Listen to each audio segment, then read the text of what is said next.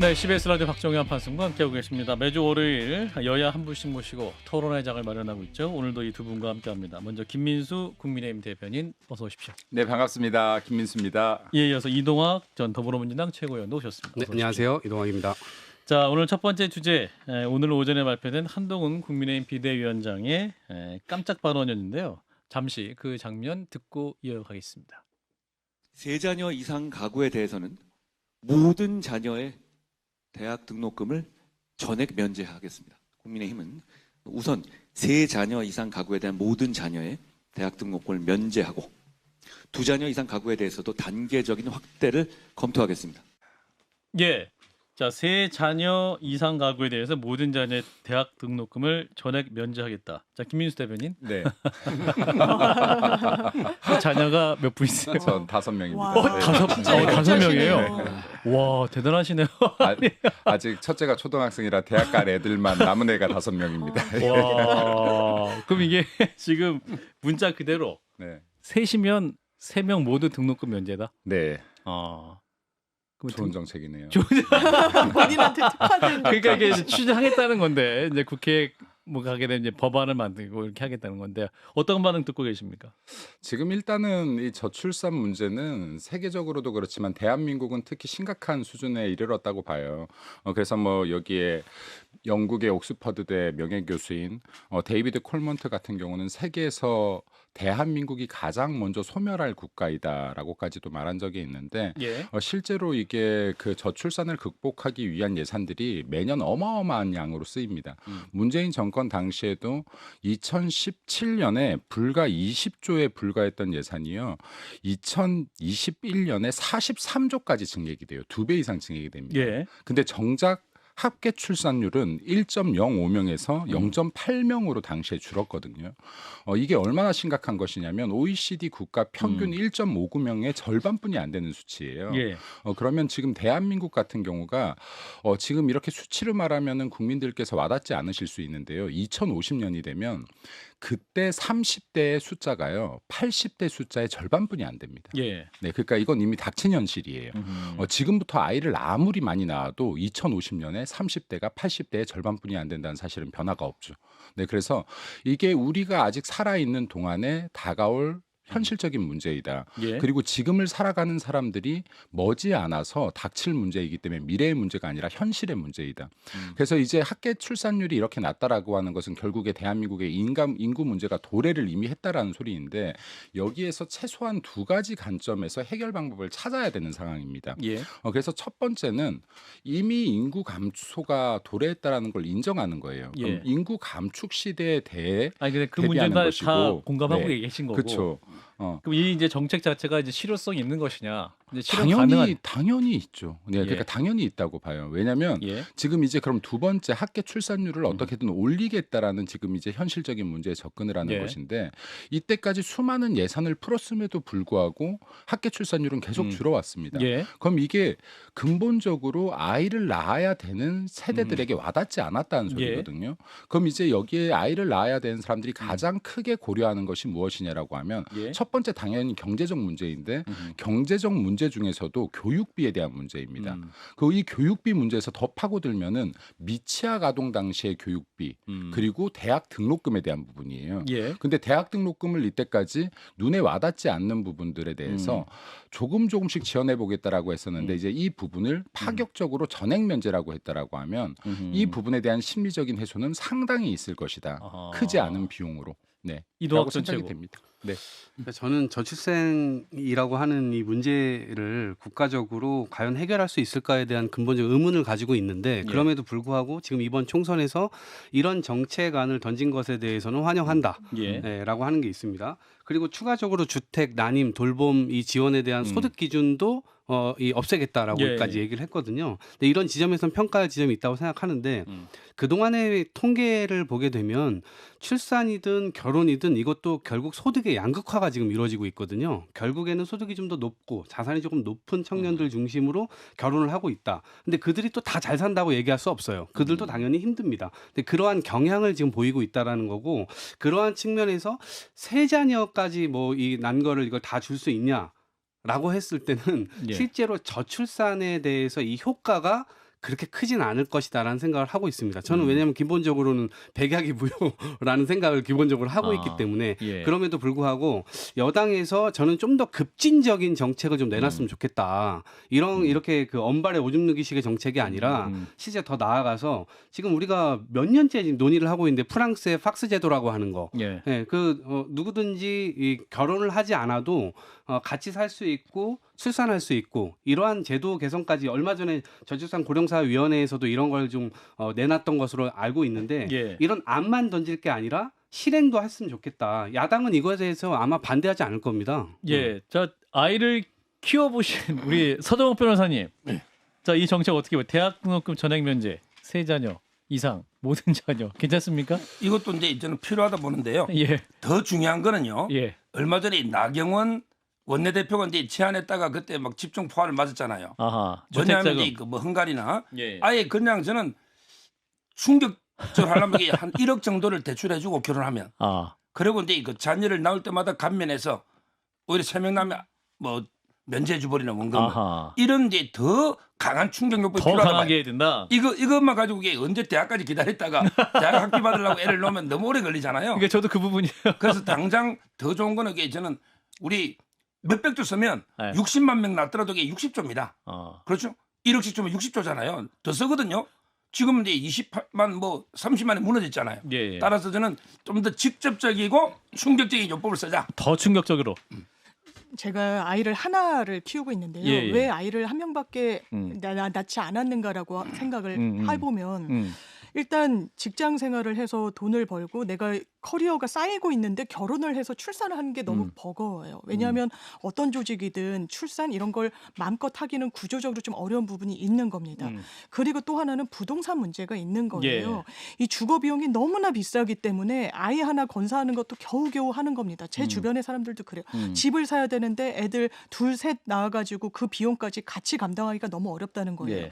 저도 한동훈 비대위원장이 내건 정책에는 고개가 끄덕여집니다. 저출생 문제가 너무 심각하기 때문에 모든 방법을 강구하는 게 맞는 것 같아요. 이것도 하나의 방법일 수는 있겠지만 네. 이 정부에서 사실 부동산 공급 제때 적시하겠다고 했지만 제대로 이루어지지 않다는 게 자당에서도 비판이 나오거든요. 이런 문제랑 같이 이야기하는 게 맞겠다. 이 생각. 네, 김민수 대변인. 네, 이게 출산에 있어서 경제적인 이 부분 말고도 심리적인 게 굉장히 많이 작용을 한다라고 예, 하거든요. 예. 근데 이 부분에 대한 대한민국에서 연구가 많지는 않은데요. 좋은 대기업에 들어가려고 하는 건 대기업에 이미 들어간 사람들이 이 근무 여건이 좋다라고 하고 연봉이 높다라고 하기 때문이에요. 예. 그럼 출산을 하기 위한 전제 조건 중에서 무엇이 있냐면 아이를 이미 많이 낳은 사람들이 아이 키우기 괜찮아. 아이를 키우니까 행복해라는 환경도 조성돼야 되는 예. 겁니다. 근데 지금 예를 들어서 세 가구 이상인 아이들을 갖고 있는 사람들이 대학을 보낼 때 너무 힘들어해요. 근데 지금 이 부분이 해소돼서 야 아이 키울 만해 이제 대한민국에서 아이 키우는데 행복한 일이 더 많다라는 문화가 이어지는 것도 굉장히 중요한 부분이라고 생각되고. 근데 아까 서정욱 변호사 말씀하셨는데 그 대학 진학시키기까지 초중고 보내야 되잖아요. 초중고는 그 무상교육이니까. 아, 그래도 네. 사교육비 너무 많이 들지 않습니까? 네, 그래서 그러니까 그 부분이 여기서 하나 더 말씀드리고 싶은 건 아까 60만 명을 낳아도 60조가 아닌 거예요. 왜냐하면 이 중에서는 한 명씩 낳은 아이들이 있거든요. 예. 그러면 3명 낳은 가구들은 확연하게 줄어들 겁니다. 그래서 실제로는 제가 볼 때 이 많은 것들을 다 한꺼번에 해결할 수는 없어요. 근데 예. 저출산 대책이 무작정 돈을 뿌리는 거에서 넘어가서 이렇게 구체적인 뭔가로 대안이 나왔다라고 하는 건 시작점이 될 수가 있다. 그리고 여기에서 더해서 아까 주택 부분 당연히 해결되어야 될 것이고 예. 또 결혼하는데 이렇게 지원도 당연히 해결되어야 될 것이다. 그리고 아까 우리 최고께서 말씀하셨던 결혼 안 하는데 아이를 낳자 이런 것들은 대한민국 가족 문화 등등을 따져봤을 때 좀 더 논의가 필요할 것이다라고 보여집니다. 예. 그래서 이도 저는 네. 이게 어쨌든 여성들이 출산을 결심하는데 너무나 큰 장벽들이 너무 많아요. 그러니까 제가 합리적으로 생각해 보면 내가 여성이면 나는 애를 안 낳을 것 같아요. 왜냐하면 직장을 갖기도 어렵거니와 그다음에 직장을 가져도 책상을 치워놓는 문화가 여전히 기업에서 있고요. 그 기업에서 결국 육아휴직이라고 하는 것도 굉장히 눈치 보면서 써야 되고 아이 하나를 낳음으로 인해서 내가 내 인생의 어떤 꿈을 접어야 된다라는 생각을 기본적으로 할 수밖에 없는 거거든요. 그래서 이러한 지점에서 공통되게 이제 그 지점에서 여야가 좀 머리를 맞대서 확실하게 그 내용을 좀 장벽을 없애주는데 노력을 좀 했으면 좋겠어요. 그래서 마지막으로 한 마디만 짧게 드리면 저출산 문제를 한 가지 정책으로 절대 해결할 수가 없습니다. 예. 그럼에도 불구하고 지금 국민의힘에서 이러한 정책들을 구체적으로 대안으로 제시를 해서 아이를 많이 낳은 가정들의 부담을 덜어주겠다라고 하는 것은 분명히 좋은 정책이다. 이것에 대해서는 야당도 반대할 수 없을 것이다라고 판단됩니다. 그러니까 정책 네. 기조 자체가 아이를 많이 낳으면 지원이 많다. 이런 이제 사회적 분위기를 만들자 이런 부분을 말씀하시는 것 같고, 자 이에 맞서서 이제 이재명 더불어민주당 대표는 이제 정부 정책 제안을 하나 내놨습니다. 이재명 대표의 제안을 잠시 또 듣고 이어가겠습니다. 가계소득 지원을 통해서 소비를 늘리고 이것이 멈춘 경제를 다시 움직이도록 만드는 민생경제 CPR, 민생경제 심폐소생술이 필요할 때입니다. 민주당은 민생경제 비상사태 해결을 위해서 국민 모두에게 1인당 25만 원, 가구당 평균 100만 원의 민생회복 지원금 지급을 제안합니다. 예, 자 1인당 25만 원, 평균 가구당 100만 원 민생회복지원금 지급 제한. 자 김민수 대변인. 이게 CPR이 아니라요. 네. 지금 환자한테 산소호흡기를 빼버린 거예요. 네. 그럼 지금 이게 정확하게 말씀드려서 민주당이 지금 이런 돈을 뿌리는 정책들 너무나 안 좋아요. 이게 지금 지난 문재인 정권에도 계속 이렇게 해서 국가 부채를 정말 천조시대로 만들었고 예. 대한민국 이 경제에 대한 기본적인 것들을 굉장히 무너뜨려 놨는데 예. 지금 40년 만에 찾아온 세계적인 인플레이션 국면이에요. 그럼 인플레이션 해결하기 위해서 너무 간단히 이거 초등학교 때 배우는 거거든요. 그럼 돈의 흐름을 좀 더 막아야 된다. 돈을 줄여야 된다. 네, 그리고 아니면 생산을 늘려야 된다. 둘 중에 하나인 거예요. 여기에 지금 돈을 풀겠다라는 건 인플레이션을 가속화시키겠다라는 아주 기본적인 경제도 모르는 상식에 벗어난 발언을 하고 있는 겁니다. 그럼 지금 여기에서 대한민국이 지금 물가가 비싸니까 우리들이 민생 경제를 위해서 돈을 풀겠습니다. 13조를 풀게요라고 하는 거예요. 이런 바보 같은 소리가 어디 있습니까? 바보 같은 그러니까 소리가. 지금 이게 약간 정말 이 분께서 정말 경제를 너무나 모르니까 대한민국이 기축통화국이 될 수 있다는 소리 같은 것도 하는 것 같아요. 그래서 지금 이게 선무당이 사람 잡는다고 계속해서 이렇게 무당처럼 부채를 흔들어서 안 된다. 이게 그리고 이걸 좀 과학적으로 접근해야 되고 지금 세계적인 경제 위기에서 대한민국이 정말로 이 문제를 극복하기 위한 방안들은 정말 경제 기반부터 탄탄하게 다시 바꿔나가는 것이다. 국민들한테 죄송하지만 고통을 함께 감수하자고 하는 것이다라는 말씀 좀 같이 드리고 싶습니다. 네, 서동욱 변호사님 말씀 듣고 이동학 최고 가겠습니다. 자, 서 변호사님. 제가 이제 이거 행정고시 국제통상을 했거든요. 그래서 제가 행시 패스, 사시 패스, 이관왕. 미시, 거시, 국제경제, 법경제 다 들어봤는데 제가 두 개 개념은 못 들어봤어요. 바로 문재인 대통령이 말한 소득주도 성장. 예. 그다음에 이재명 대표가 말한 기본소득. 기본소득. 이거는 이제 교과서에도 없는 말도 안 되는 이론입니다. 주류 경제학이 아니다 말이죠. 예. 지금 특히 하나만 더 지적하면 이재명 대표나 민주당은 왜 이게 민생이 선거 때만 어렵습니까? 4년 동안 민생이 좋다가 예. 선거 때만 되면 이게 민생이 어려워집니까? 평소에 선거 없을 때 돈 좀 주자 합시다. 근데 왜 선거 임박해서 2, 3일 전에 돈을 꽂아줍니까? 그렇잖아요. 코로나 민생이, 때도 많이 꽂아주자고 말씀하셨었죠. 예, 민생이 뭐 좋다가 선거 때문에 갑자기 어려워지느냐 말이에요. 왜 선거 때문에 되면 이런 게 노는지 저는 이게 잘못됐다. 선거 끝나고 주든지 진짜 민생이 어렵다면 이렇게 주장해야죠. 예, 자, 이동학 최고 반론해 주세요. 예, 민주당은 줄 수 있는 뭐 권한이 없습니다. 제안할 수 있다. 제안하는 거죠. 제안하는 것이고 지금 말씀 잘 하셨는데 대한민국 이 민생 지금 환자 상태인 거예요. 거기서 지금 산소호흡기를 뺐다라고 얘기하는데 조금만 더 가면 산소호흡기 달아야 될 판입니다 지금. 그래서 그럼 대파 지원금은 왜 하신 겁니까? 그러니까 이게 앞뒤가 이제 좀 많이 다른 게 전반적으로는 그렇게 또 할 건 하면서 또 겉으로는 또 안 하는 척하고 안 하는 척하면서 또 할 것도 하고 이러니까 앞뒤가 안 맞다는 얘기를 듣고 윤석열 정부 지금 들어와서 여러 가지 경제 지표 계속 안 좋은 거는 우리가 국민들이 대부분 다 알고 있잖아요. 그리고 민생에서 기본적으로 금리가 계속 높고 여러 가지 형태로 우리가 다른 지출, 가계 지출 줄일 수밖에 없는 상황이 계속 오고 이런 상황이 가계를 계속 옥죄고 있는 거예요. 이런 상황에서 어쨌든 숨통이라 좀 트이게 할 수 있다라고 하는 측면에서 야당 대표가 이런 주장 저는 할 수 있다라고 생각하고요. 이런 지점에서 사실은 25만 원의 방점을 찍을 것이 아니라 여당은 지금의 경제 상황을 도대체 어떻게 나아지게 할 것인지 지금 대통령이 5만 군데를 돌아다니시면서 1,000조 원어치의 약속을 계속 하시고 우주 얘기하시고 막 45조 얘기하시고 이런 얘기들 하시는데 어음이 필요한 게 아니라 지금 대한민국 경제는 지금 당장 지금 당장 이 환자를 어떻게 치료할 것인지에 대해서 그 대안을 내달라라고 하는 겁니다. 짧게 김민수 대변인이 예. 못 참겠답니다. 네. 말씀해 보세요. 예. 여기요. 지금 아까 대파 가격을 왜 지원하냐. 돈 풀면 안 된다면서. 875원 대파가 나왔죠. 네. 예, 4,000원 이게 대파에서. 생필품인 거예요. 예. 지원을 안 해도 나가야 되는 돈입니다. 지금 사치제 지원을 하는 게 아니에요. 그냥 무턱대고 돈을 뿌리는 게 아닙니다. 이거야말로 꼭 주민들이 비싸도 사도 사야 되는 지금 국민들이 사야 되는 품목들에 한해서 국가가 이 부담을 줄여주는 거예요. 그럼 전체 지출량이 변화하지 않는 선상의 품목들을 잡고 있는 겁니다. 예. 제일 중요한 것은 지금 인플레이션에서 현금 흐름을 잡는 거예요. 현금을 지금 은행에 저축하라고 해야 되는 겁니다. 예를 들어서. 그리고 이게 지금 대한민국 윤석열 정부가 잘못한다라고 하는데요. 세계적인 지금 고물가 상황에서 물가 관리를 영국 이코노미스트가요. 시사지죠. 대한민국이 물가 관리를 세계에서 2번째로 잘하고 있다라고 뽑았어요. 예. 네. 그럼 지금 이러한 부분들에 대해서 어떠한 데이터를 가지고 얘기해야 되는 겁니다. 민주당에서 계속 이걸 선동식으로 얘기해서는 안 돼요.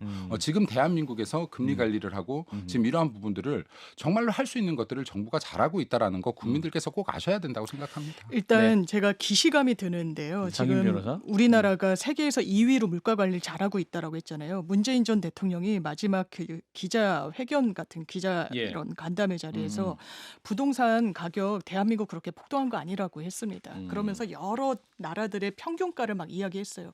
국민들이 공감하지 못했죠. 오히려 반발 여론이 많이 나왔었습니다. 그 부분과 관련해서 지금 아무리 뭐 영국에서 우리나라가 세계에서 2번째로 물가 관리를 잘한다고 해도 사람들이 아우성입니다. 이 부분 현금으로 13조가 시장에 풀리면 모르겠습니다. 인플레이션에 어떤 영향을 미칠 것 같은데 이건 그런 식으로 주자는 게 아닙니다. 예. 지역 화폐 성격으로 재래시장 등에서 한정해가지고 사용하도록. 그러니까 지역 경제 활성화와 그리고 지금 경제가 얼어붙어 있어요. 많은 전문가들이 확장 재정해야 된다라고 이야기합니다. 왜? 기초생활수급자분들이요. 식비를 줄입니다. 먹는 걸 줄이고 있어요. 이 정부 들어서. 이게 맞는 겁니까? 지금 이 정부에서 어떤 대안 내놓고 있습니까? 그러면 물가가 오르니까 두려워서 아무것도 하지 말자. 이게 책임 있는 국정운영 주체가 할 수 있는 말인가요? 전 아니라고 생각합니다. 이걸 그냥 파퓰리즘이다. 정말 대통령께서 한 100조 정도가 들고 한 60조는 민간에서 끌어들여가지고 여러 사업 구상을 한다고 하시는데 예. 거기에 비하면은 그렇게 큰 예산은 아닐 수 있거든요. 예. 논의 테이블에서 논의할 수 있는 주제라고 생각합니다. 예. 서정훈 변호사님도 경제 얘기 더 하고 있는데 저 추가해서 말씀하기로 대파 가격이 왜 이렇게 좀 논점에 많이 올라왔는지 지금 정부도 나서고 있고 농식부 장관이 뭐 대파 가격 직접 챙기고 있는 것 같기도 하고. 서정훈 아마 변호사. 이제 그 대파가 이제 이 정도면 이게 합리적이다 이 말씀을 한 거잖아요. 875원. 예, 합리적 가격이다. 예. 이걸 가지고 이게 그렇게 공격할 수 있는지 저는 상당히 의문이 들고요. 아. 지금 제가 G20을 봤더니요. 우리나라가 이제 물가 상승률이 세계적으로 보면 양호한 겁니다. 예. 오히려 이제 G20은 작년에 6.3가 그렇고요. 우리나라는 3% 됩니다. 올해도 우리나라는 2% 예상되고요. 예. 따라서 이제 그 전 세계적으로 코로나하면서 달러나 막 돈을 그냥 찍어내 뿌려버렸잖아요. 돈이 너무 많이 풀린 거예요. 그래서 물가가 전 세계적으로 이게 올라온 인플레이션이 된 건데 것이고. 예. 너무 이게 우리만 공개하는 게 문제고요. 그다음에 이재명 대표가 근데 이런 이야기 하면 안 돼요. 이재명 대표 생활비록에 본인 돈을 사본 적 있나요? 과일이고 샌드위치고 초밥이고 전복이 버카로 몰래 샀는데 본인이 뭐 생활비 개인카드 쓴 게 있나요? 제가 개인카드 공개라고 방송마다 이야기하잖아요. 예. 이재명 대표, 김혜경 사모님 개인카드로 생활비 쓴 거 있으면 개인카드 내역을 국민 앞에 공개해 보시라. 저 다시 한번 오늘 방송 또 이야기합니다.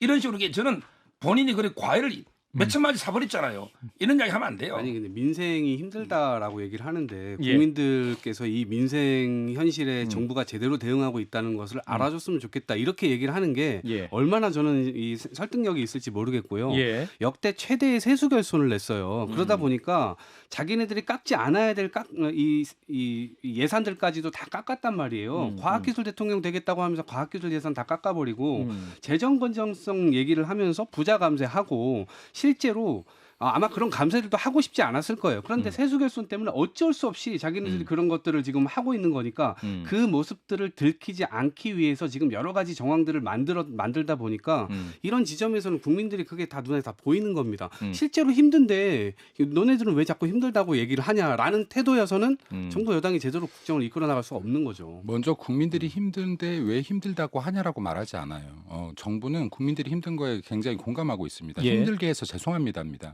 하지만 이거를 야당에서 정치적으로 활용하지 말라는 겁니다. 왜냐하면 전 세계가 힘든데 대한민국이 그래도 이렇게 방어를 하기 위해서 노력을 하고 있다는 말씀을 예. 드리는 거고 아까 대파 가격이 논란되고 있는데 이것도 팩트가 아닙니다. 아까 윤석열 대통령이 대파 가격 적정하네요. 이게 팩트가 아니에요. 이 앞단의 풀 영상을 보면요. 국가에서 이만큼 지원하고 하나로마트에서 이만큼을 지원해서 하나로마트만 싼 거지요. 딴 데는 이 가격이 아니잖아요라고 얘기를 합니다. 그러니까 이게 팩트예요. 대통령이 이미 국가지원금과 하나로마트 지원금이 합쳐져서 여기서 875원에 팔고 있다는 걸 알고 질문한 겁니다. 근데 이것을 지금 이 부분 구간만 딱 편집해서 대통령이 대파 가격을 875원 보고 좋아했다라는 식으로 이걸 호도해서는 안 된다. 물가도 모르는 대통령으로 호도해서는 안 된다라는 말씀을 좀 드리고 싶고 예. 그리고 아까 지역 카페 얘기까지 나와서 잠깐 말씀드리는데요. 지역 카페 같은 경우를 왜 이렇게 이재명 대표가 밀고 있는지 잘 모르겠어요. 왜냐하면 지금 지역 카페가 분명히 긍정적인 효과를 가지고 오는 부분들이 있을 예. 겁니다. 그럼에도 불구하고 아직 지역 카페에 대한 경제 효과가 구체적으로 드러난 것이 없어요. 예. 그리고 지금 여전히 상품권 깡이 나요. 부정 유통을 감시하는 기능이 없습니다. 이게 지금 이 상품권 깡 등으로 인해서 특수 집단의 이익이 어떻게 돌아가고 있는지 아직 밝혀진 바가 없어요. 그래서 이 부분이 확대되기 위해서는 지금 부작용에 대한 진단들도 분명히 필요하다라는 말씀도 다시 한번 드리고 싶습니다. 예. 예. 추가 발언하시겠습니까? 일단 투표로 대파하자 이런 슬로건이 지금 나오고 있어요. 어쨌든 대통령이 아니란 현실 인식을 보여주셨다고 대표, 예. 국민들이 느끼고 있다는 말씀드립니다. 예. 자, 이런 가운데 여야가 이제 정책 공약에 치중을 하고 있는데 이제 수도권 격전지 싸움이 크기 때문이죠. 지금 이제 조선일보 보도를 보면 한강벨트 6곳 중에 한 곳만 여당이 앞서고 있다. 이런 보도도 나와 있습니다. 지금 여야 판사 어떻게 보시는지 이 부분은 누구부터 말씀해? 서정욱 변호사부터 말씀 주시죠. 뭐 지금은 이제 조금 이게 국민의힘이 고전하고 있는 건 맞아요. 예. 지금 이제 국민의힘에서 이제 여러 가지 공천 문제, 노태우, 장해찬부터 이제 비례까지. 예. 그래서 이제 조금 지지층들이 이완돼 있습니다. 여론조사도 이게 적극 참여 응답도 안 하고. 그래요. 또 제주에 보면 이제 투표 안 하겠다는 사람도 심지어 있고. 지금은 그런데. 보수층에서. 예.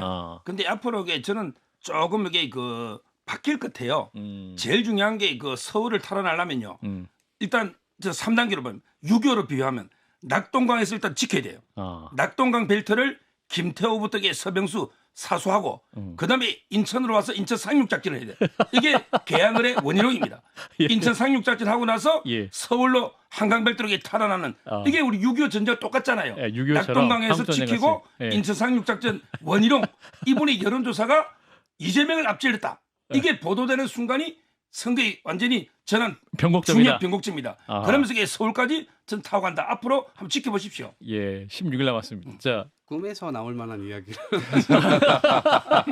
뭐 그렇게 주장하실 수 있죠. 예. 아니 이제 저는 기본적 민심이 있다고 생각합니다. 왜냐하면 2년 동안에 국민들이 정부 운영을 어떻게 해왔는지를 봤고 예. 그것의 브레이크를 그나마 야당이 160석, 170석 가지고 걸고 있었던 상황인 거예요. 근데 이 빗장이 풀어지게 될 경우에 지금의 대통령의 강고한 고집스러운 저런 국정 운영 방식이 어떻게 더 3년을 더 갈 것인가 여기에 대해서 상상 이상의 그 모습을 보시게 될 거라고 생각합니다. 근데 그런 지점에서 분명히 브레이크를 걸어야 된다고 생각을 하고 있고 예. 이것은 어떻게 표현이 되고 있냐면 수도권 후보들, 국민의힘 후보들을 통해서 표출이 되고 있는 거예요. 예, 국정 운영 기조에 대해서 계속해서 안 좋은 이야기, 쓴소리들을 하고 있고요. 실제 지금 이종섭 장관 같은 경우도 이종섭 대사 같은 경우도 스스로 빨리 사퇴를 해야 된다. 오늘도 이수정 후보가 얘기하더군요. 라이브에 나오셔서. 그래서 그런 이야기들을 전반적으로는 민심을 같이 청취를 하면서 자기가 이겨야 되겠다 이런 생각을 하고 있으니까 이런 말들을 과감없이 하는 것이거든요. 근데 이게